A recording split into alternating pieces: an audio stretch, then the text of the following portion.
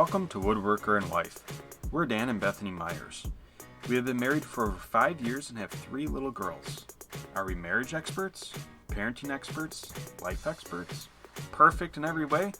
Not even close, but we do happen to have a microphone and, more importantly, want to share what God has done and is currently doing in our lives in order to encourage you. Each week we'll cover a topic related to faith, family, marriage, or business with the hope that our conversations will encourage you in your day-to-day life. This week we are diving into the topic of Christmas shopping. Fa la la la la. Especially with today being Black Friday. We hope that you find this episode useful and encouraging during this holiday season. And happy Thanksgiving to all of our listeners. Now let's get started. I'm Dan, and this is my wonderful wife Bethany, and we are Woodworker and Wife. I'm the Woodworker. And I am the wife. The last several episodes we've put out have centered on the concept of our legacies. The legacy of learning, marriage, family, and dreaming. Holiday traditions are also things that get passed down between generations, and we're going to discuss a family tradition we started after our first daughter was born. This tradition involves Christmas shopping, and it's called the 4-gift rule. I think it started the second year, her second Christmas. That sounds right. Okay. Didn't have it the first Christmas around. Well, then I'm mistaken at the front of the episode. Oh, well. I just, when she was a baby, we were like, what do we even get her for Christmas? She was 3 months old. Actually, you're right. I think our first Christmas with her, we got her one thing. We got her a book. Yeah. Yeah, that was it. Because we were like, she has everything she needs. She's 3 months old. Yeah, or she's 4 not going months. to know. No, she's not going to. Well, she's going to know if she listens to this. But, it was just, she didn't need anything. Anyway, that we don't need to. Okay. So, our second Christmas with her, we started this tradition. And I think it's a tradition we hope that will get passed on. Yes. With their kids, and maybe others listening will incorporate it too. And you get the credit for this one. What? Yeah, so where did you hear about this? I'm pretty sure I saw it on Facebook. It was probably a Facebook thing, maybe a Pinterest. I'm not totally sure. It might have been a Pinterest thing, just scrolling through my Pinterest, what do they call that? The feed or the main page, and just seeing this 4-gift rule on there. And I was like, oh, that is what our Christmas needs, because, well, at the time we were still a 2-income family. Yes, we were, because would have been pregnant with Eleanor. And so it was just for a way to stay on budget and on track. So anyway, all right, so what does the 4-gift rule consist of? It is something to wear, something you need, something you want, and something to read. Okay. So as an example, our oldest daughter's gifts this year from us will include a new outfit. Long sleeve unicorn dress with tights. She's going to be so excited. Yep. It's her favorite color too. What's something she needs? Something she needed. Oh, we got the kids' underwear. Okay. Remember? Yep. They need new underwear. They just look sad. Yeah. Jane's underwear. Well, some of she's it. kind of outgrowing it. Some of it, yeah. It just, so she needs underwear. Okay. And something she wants. This could be a longer story. But, so we got her Legos, right? Yep. For something she wants, because she really wants this Mila the unicorn thing. And I don't know if you've seen it, but, it, has this magical paintbrush. You touch the paint palette, and the brush changes color, and then you can change its color, its eyes, and it's I don't know, it's hooves or something else. There's several things you can change the color. Maybe it's horn or something. And so we were at Barnes and Noble's with Dan's family, and Milo the unicorn was there, and I was like, oh my gosh, Jane has to look at this, right? Well, she had found the Legos. There was a set you could play with, and she had started playing with them, and it was building something, and I was like, hey Jane, Milo the unicorn, you should look at it. And she was like, no, I'm playing with the Legos. And I was like, okay, well, I'll ask her again in a few minutes. So I wait 5 minutes. I go, Jane, Milo the unicorn, do you want to come look at this? And she said, no, I'm building something. So I finally brought it over to her, and she looked at it for 2 seconds. She looked over and went, cool, Milo the unicorn, and was still playing with the Legos. And I went, I am not buying that for you for Christmas. No. Well, and from a practical standpoint, I mean, at what point is she going to stop playing with it, and is it going to go end up in a landfill? Or sell it, or, I Right. don't know, donate it or something. And I thought, well, with Legos, like, I still have my Legos from when Yes. I was a kid. People hold on to their Legos. I still have my Hot Wheels from when I was a kid. I still have my dad's Hot Wheels from when he was a kid. Yeah. So I'm talking Hot Wheels from the 60s that he held on to and gave to me. I still have them. Yeah. So, and I'm like, if you ask her what she wants for Christmas, she says that she wants Mila the unicorn. But it's just like, I can't practically spend... It's $50 It for seems this silly to spend $50 on something I couldn't get you to look at the store because you were playing with something else. So, that being said... We got her classic Legos. We did get her... In a big... board like, thing yeah, to like 'em to. 12 by 16 sheet that she can put them on. And Yes. I figure I'll bring my Legos out of storage too. And, I mean, this afternoon we were playing... Duplos, building rocket ships and houses. And... Well, and part of that, too, is we watched Lego Movie 2, and we watched it several times, and ever since then, the girls are like, wow, we could build all those things with our Dupelos, and they have just been, almost every day, they build with these things. They build houses, and zoos, and veterinarian offices, and all sorts of stuff. Monsters, yeah, and so it's just really cool to see their imagination. So anyway, all of that to say, she's getting Legos. Though we have started a jar for her to earn money to buy Mila. Yep. So she's been doing little extra chores and different things around the house to earn money to buy Mila. So if she earns the money, great. But I could not justify it. Maybe we're hoping that it takes her long enough to earn the money that she forgets about Mila.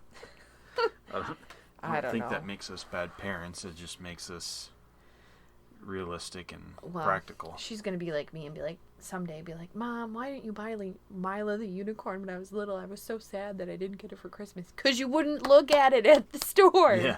And she'll be like, really? And I'll be like, I tried 3 or 4 times. Yeah. You wouldn't do it. Instead, you played with Legos and became an engineer. Yeah. Would you become an engineer with Mila? No, we're just conjecturing. Anyway. Yeah. So she's getting... So for Christmas, something to wear, she's getting that dress. Something she needed, she's getting underwear. Something she wanted is Legos. And then something to read is, last Christmas, we got her a Leapfrog Leap Start 3D. And that thing is probably one of the best pieces of technology we bought for our kids. Yep, because we bought one for Eleanor for her birthday, so they each have one. Yep, because she was too young last Christmas. But she was still wanting to play with it. Yes, and so when she turned 2 on her birthday, we got her one.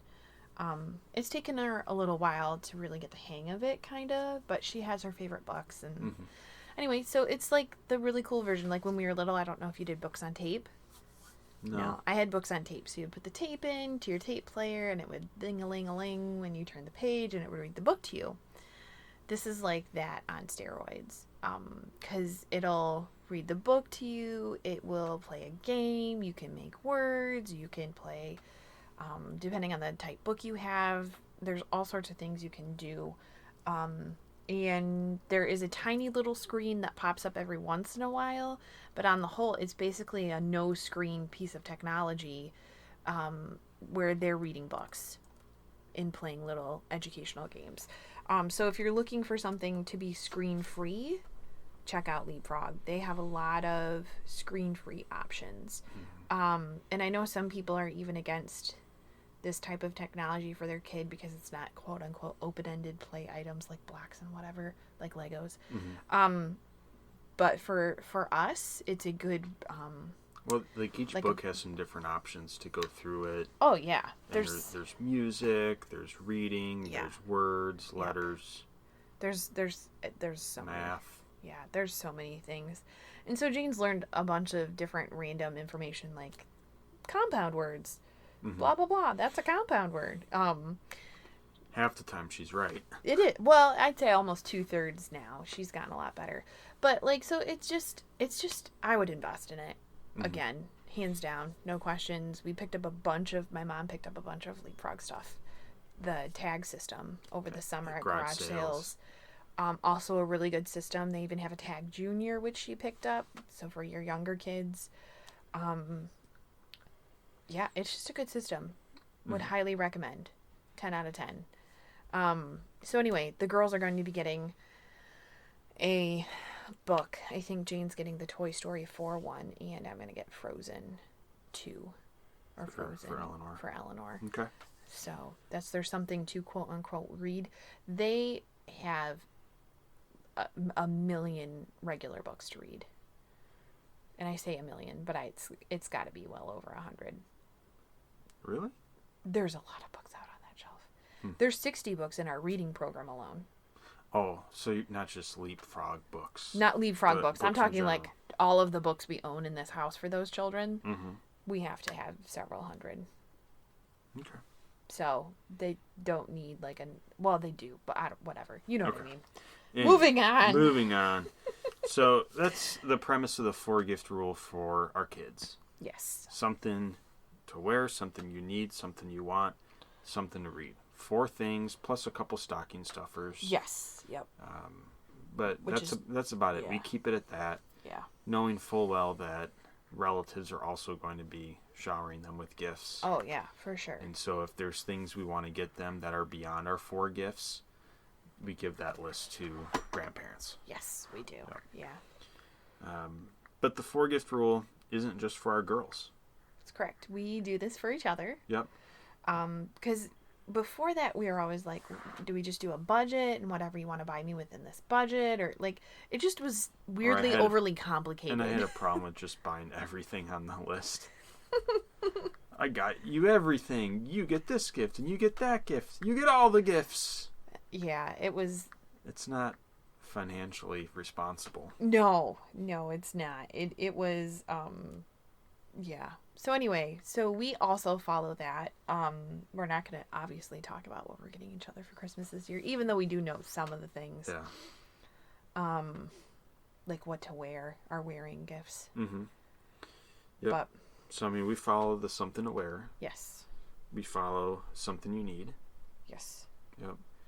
Something we want. Yes. Something to read. I really want Sven this year. Yeah, you want a plush Sven doll for our bed. Not a doll. He's just a plush Sven. He's so cute. Yeah, you want a plush Sven. Yeah, I thought you said Sven doll. No. Oh, you did. Like, that's weird. Anyway. But something to read is a little more challenging for me this year to figure out what I want. It is. Like, we'll go through the bookstore on a date, and she'll be like, I want this book, and I want this book. And so I've got a list of 5 or 6 books to choose from for her. Yes. I told you my top 2, though. Yes. For me, I don't have a book this year. Yeah, it's really, I don't know what to do with that. Like, I still have my book from last year to read. Like, I'd read it at the library a couple times, and then you bought it for Christmas, or your mom did. What did I get you? That yellow. Yeah, I know which one. Yeah. Anyway, so it's just, I would say Dan is not a read for fun type person. He's more of a informational reader. And I think, so you're more of an informational reader. And then on top of that, you're also like you don't read before bed at night. No. You intentionally read like during the day to gather information for something else. Mm-hmm. You know what like, so like I read because I want my brain to shut up so I can go to sleep. Essentially, like yeah. I like it calms my brain. It makes me tired. It helps me fall asleep faster. Unless it's too good of a book, and then I mean, you're reading like period dramas and fiction. Science fiction. I'm reading either Christian books or nonfiction. So like the book that she got last year, it's called Meltdown why our systems fail and what we can do about it. And it's really fascinating because it's looking at our processes that are in place sociologically and just in general and societally, and saying, okay, so this plane crashed. Well, why did it crash? What events led up to it? What systems were in place? Why did those systems fail? And what can we learn from that, to be both more efficient and to be successful? Yes. Like I said, it's just a really fascinating book. See, that sounds interesting to me, but would I sit down and read that book? Probably not. No. But, they provide a whole bunch of different case studies. Yeah. It totally sounds fascinating. All real life. But I would not make it through, most likely. Though I am very much more determined to make it through a book I start at this point in my life. Like, I started one and I was 50 pages in and I was like, this is so boring. I set it back down, and then I picked it up 6 months later and I was like, no, I'm going to finish this book. It was still boring. It got better, but I wouldn't recommend it. Yeah. Anyway, so something to read. Yep. And that fun fifth category. Something fun. We're going to put quotes around that. Yeah. Something fun. So, the first four are pretty self-explanatory. Something fun is really something for the bedroom. Yes, it is. Because intimacy is important in your marriage, and you don't always set aside a budget, like on a monthly or random basis, to buy things that are fun for the bedroom. So we do that at Christmas. Yep. I'm not sure where else to go with that, but whatever. Wink, wink. Wink, wink. And whatever item that may be, we usually do sit down and, depending on what it is, we look at different things and make a decision. We are researchers. Oh, yeah. Way too much. I spend way too much time researching Christmas gifts for everybody. Like, I'm like, what should I get them? Should I get them this? That's not the best one. And then I have to read the reviews, and it's ridiculous. Yeah. Now, I will say, fun in the bedroom. Yes. Okay. Might be a little taboo for some. It can be as simple as... Sorry, you go ahead. No, go. I was going to say, it can just be as simple as lingerie. Different birth control. It's whatever fun in the bedroom means to you as a couple. That you have both agreed upon previously.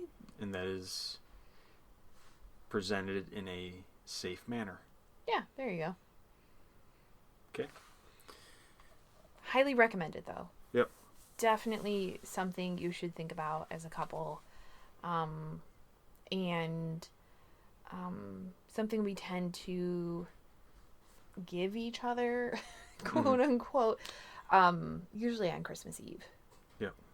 So, that's our tradition for the two of us. Yeah. And I think it's just something good for your marriage to do as a couple, because it's fun to purposefully get something for each other that just adds to intimacy. And, for Pete's sake, this could be like getting candles for your bedroom. You know what I mean? This does not have to be something kinky or weird or candles, lingerie, a toy if that's something that you've agreed upon. Yeah. Silk sheets. Yeah. I don't know.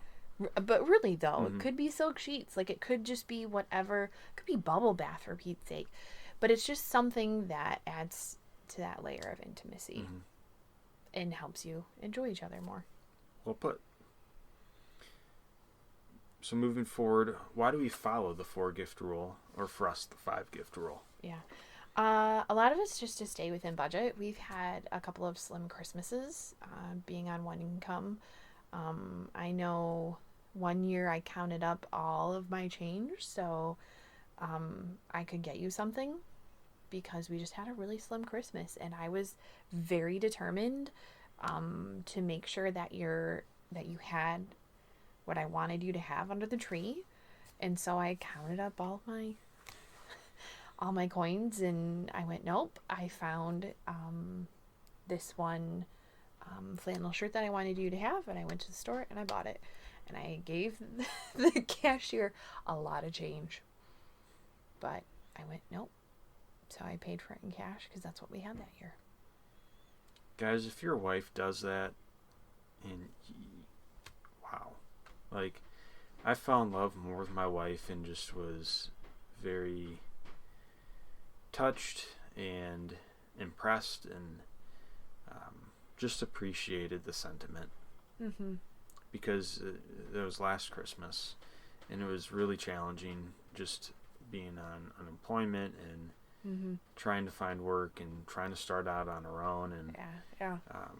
There's actually 2 Christmases ago. That was 2. Yeah. Okay. Yeah. That was a hard one. Yeah. Anyway, but yeah. So that's definitely the budget thing. Well, and it limits the amount of stuff we're bringing into our home. It does. Well, it makes you purposeful about what you're doing for Christmas, as opposed to, well, we have this budget, what do we want to spend it on? Mm-hmm. You know, you're not like, this is what we're getting, we're trying to expand your mind or whatever as a kid, you know.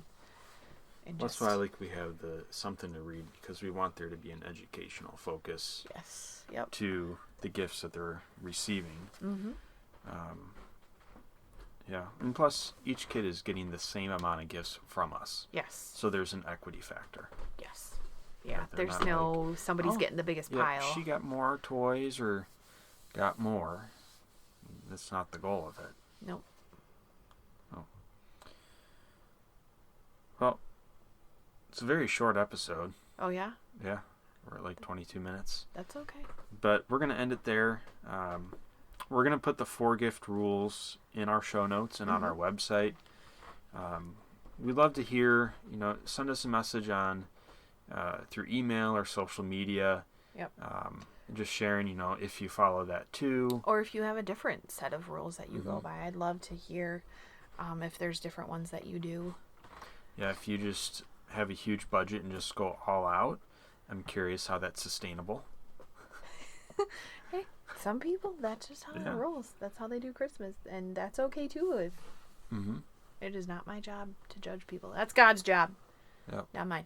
But I would love to hear what your rules are. I know my parents growing up, for us, they had a set budget, and my mom just kind of worked within that budget, and everybody had so much money she spent on everyone, and that was it.